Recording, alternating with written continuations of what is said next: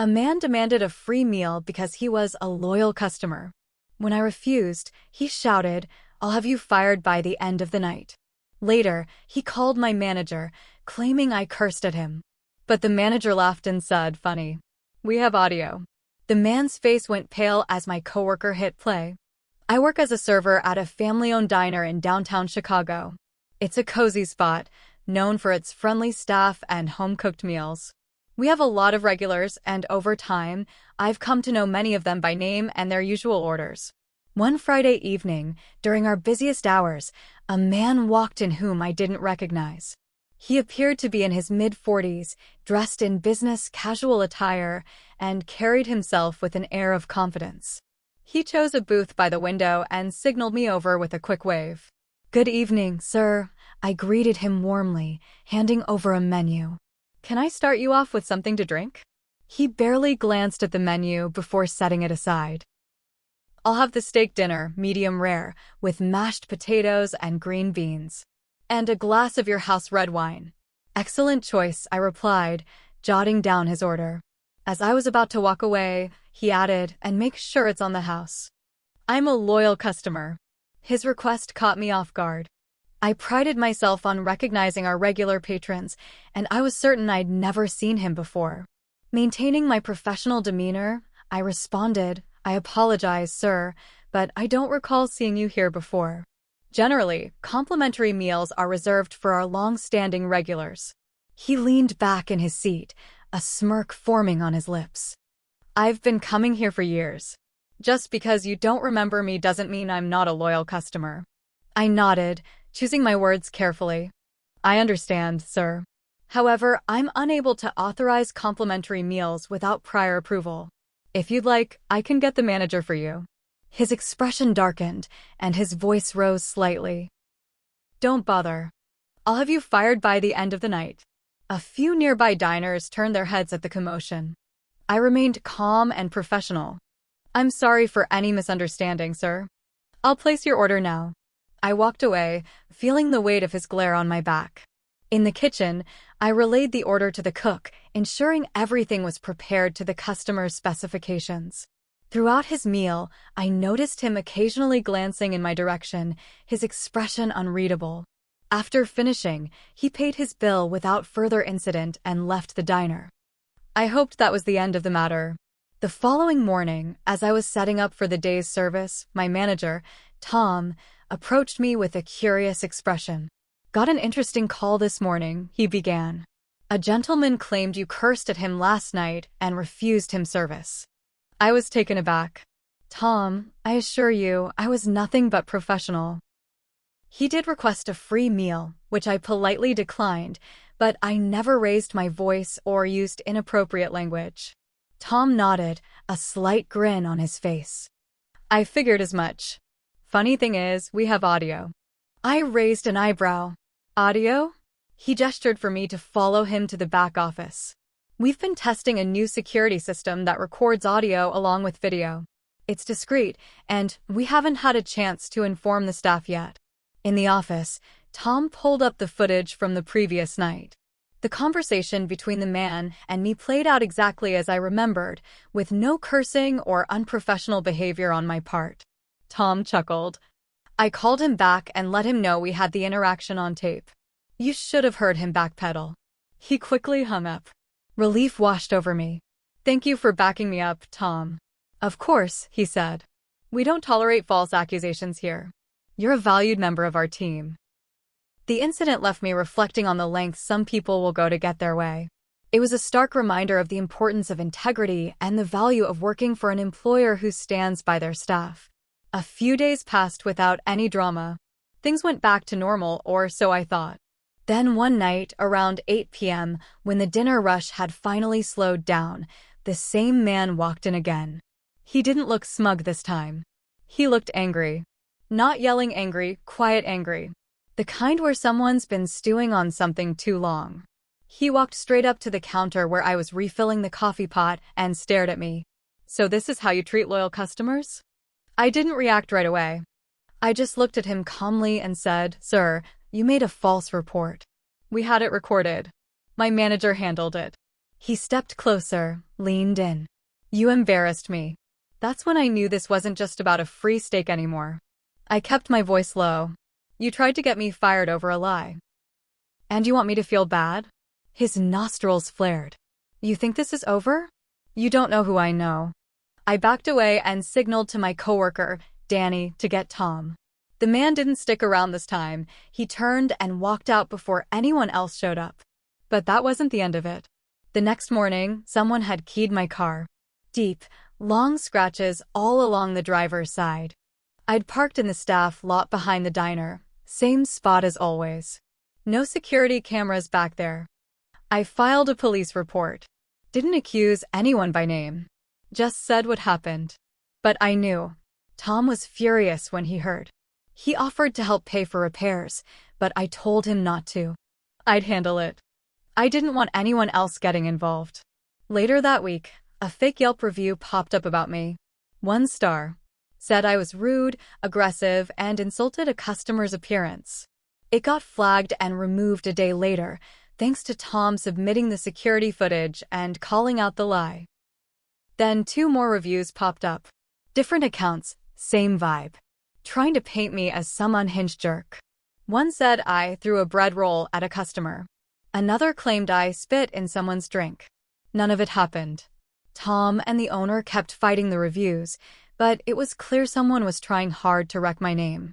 I stayed professional, but I also started watching my back. One night after closing, I stayed late to clean the grill. When I stepped out the back door, there he was, waiting near my car. He didn't move, just stood there with his arms crossed, watching. I didn't say anything, just turned around, went back inside, and called the cops. By the time they got there, he was gone. No proof. No cameras. Just me and a nervous report. Tom had had enough.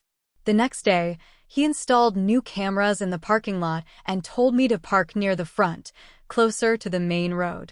For a few days, things quieted down again. But that kind of tension, it doesn't just disappear. Then Danny came to me. You know that guy? She asked.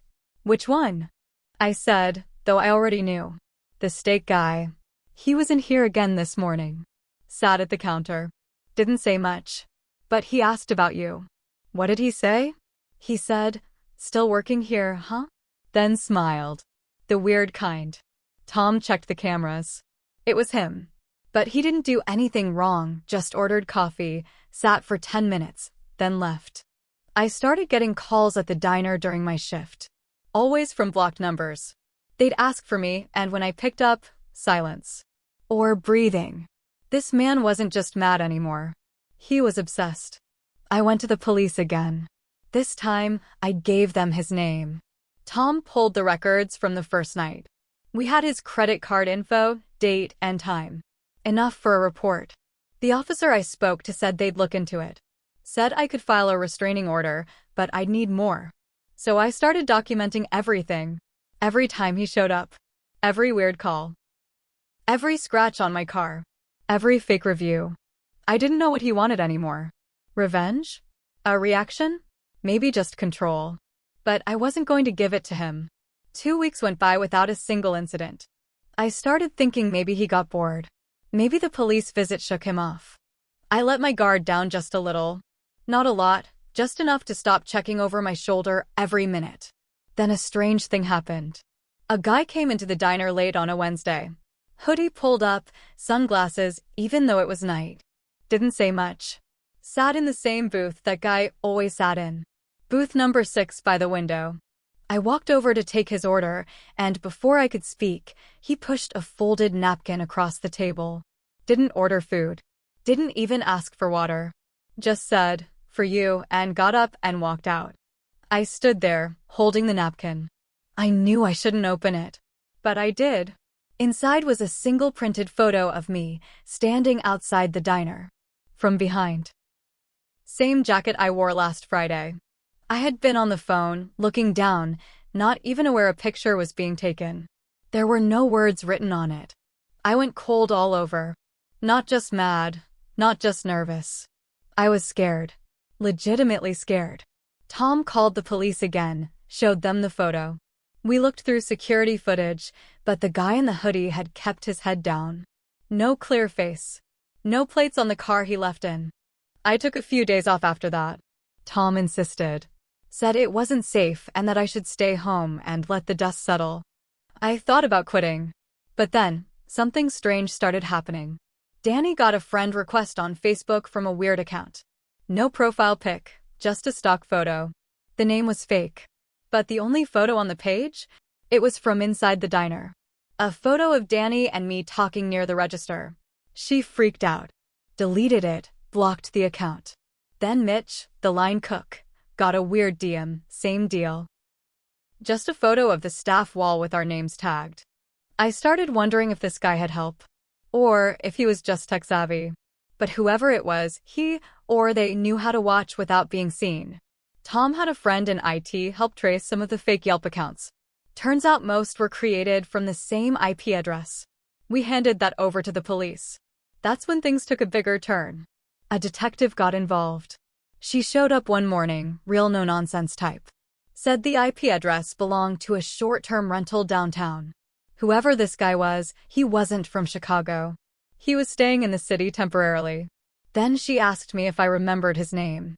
I didn't get it, I said. Tom jumped in. We have his card details. I'll pull it up. They ran the name. Turns out he had a record. Nothing major, but disturbing. Harassment. Stalking. Public disturbance. Always minor, always dropped. But a pattern. The detective leaned back and said, he's done this before. Might be why he moves around a lot. Keeps one step ahead. She told me to keep working like normal, but to call the moment he showed up again. 3 nights later, he did. Walked in like he owned the place, wearing a big grin like he'd just won something. Sat at booth number 6 again. I was ready this time. I walked right into the kitchen and called the detective. Tom had already dialed her cell. She showed up in less than 10 minutes, with 2 officers behind her. They approached the booth calmly. He didn't move at first. Just sat there, smirking, like he knew something we didn't. Then, when they asked him to come quietly, he laughed. A dry, forced kind of laugh. This is over a steak, he said. The detective said nothing. Just cuffed him and walked him out. But before he left, he looked back at me and said loud enough for the room to hear, "You started this." Then he was gone. We all stood around in silence for a moment. Then people slowly went back to their meals like nothing had happened.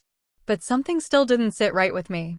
That night, as I was locking up, Danny came up to me and whispered, "You need to see this." She pulled out her phone and showed me a message she'd gotten that morning from a different account than before. It said, "You think it's just him?" That's when it hit me. It wasn't just one guy. And now we didn't know how many. The next few days were tense. Nobody said it out loud, but we all felt it. Like the air was thicker. Every time the door opened, every time a new customer sat down, we all looked twice. We didn't know who else might show up or if they were watching us again. Tom increased security. Cameras at every corner, new locks on the back doors, panic button behind the counter. We were being careful. Then the detective called. Said the guy they arrested was out. Released. Charges not strong enough to hold. No direct threat, no physical harm. Just weird behavior, as the report put it. She sounded angry about it, but her hands were tied. That night I didn't sleep. I just sat on my couch, blinds closed, phone in my hand. I had this feeling like something was building, like I was being pushed toward something. The next morning, I got a message on my phone. No number. Just a picture. It was my front door. I called the police again. They sent a cruiser to circle my neighborhood, but said without a name or face, there was nothing they could do. I'd had enough. This wasn't just about me anymore. This was about my coworkers, my friends, my life being toyed with. So I did something I never wanted to do. I tracked him down. Tom still had the billing info from his credit card. Name, partial address. With a little digging online, and I'll keep those details to myself, I found the Airbnb listing he had stayed in. It was empty now, but reviews showed he'd been staying in the same area on and off for months. I went there. I waited. It didn't take long. I saw him walking out of a coffee shop 2 blocks down, wearing the same smug face he always wore. I didn't confront him. I followed him. He went into a small building, one of those older apartment places with no cameras in the hallway. I waited again. Later that night, I left a note on his door. Just one sentence. "This isn't over." And I meant it. I didn't sleep much that night, but I felt something different. A shift. I wasn't just reacting anymore. I was setting the pace. The next day, I showed up at the diner with a folder. Inside were printed screenshots, timestamps, statements from coworkers, a list of all fake Yelp reviews, and all the photos we'd gotten. I handed it to the detective. She nodded and said she'd get it in front of someone higher up. I didn't wait for them to act this time. I gave the folder to a lawyer too. Turns out, trying to destroy someone's life online, impersonate them, and harass them in person can actually be grounds for serious legal action if the right people look at it hard enough. It took weeks, but eventually, he was arrested again. This time, it stuck. But that's not where it ends. Right after the arrest, something happened that shook me worse than anything else. Tom sat me down after the lunch shift. "There's something I need to tell you," he said. He looked nervous. "Back when this all started, I found out something. The guy, he wasn't a total stranger." I just stared. "He used to work here. Years ago.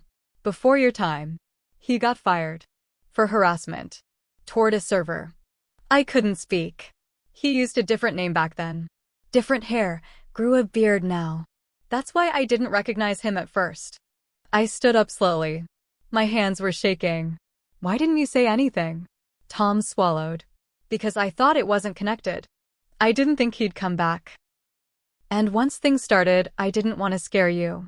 I walked out. I didn't go back to the diner the next day. I quit a week later. Danny understood. Mitch too. Tom apologized over and over, but I couldn't look at him the same. I started therapy after that. I needed it. I also started writing everything down. Every message. Every detail. Every moment I stayed calm when I wanted to scream. Every friend who stood by me. Every failure of the system. And I wrote about myself too. How I kept showing up when I should have rested. How I let my pride keep me in the line of fire. How I didn't leave when my gut told me something was wrong. Because yeah, I made mistakes too. But I survived. And the man who thought he could break me? He's behind bars now. Turns out, stalking multiple people across state lines makes the FBI interested real fast when you connect the dots right. They found evidence on his computer, photos, videos, even drafts of reviews he never posted. Names of staff. His own twisted little files. He got charged federally. The look on his face in court? That was the real end. Because that's when he knew he lost. And all I had to do was stand my ground and tell the truth every time. That was my revenge. No lies, no tricks. Just the truth. And time. And the law catching up.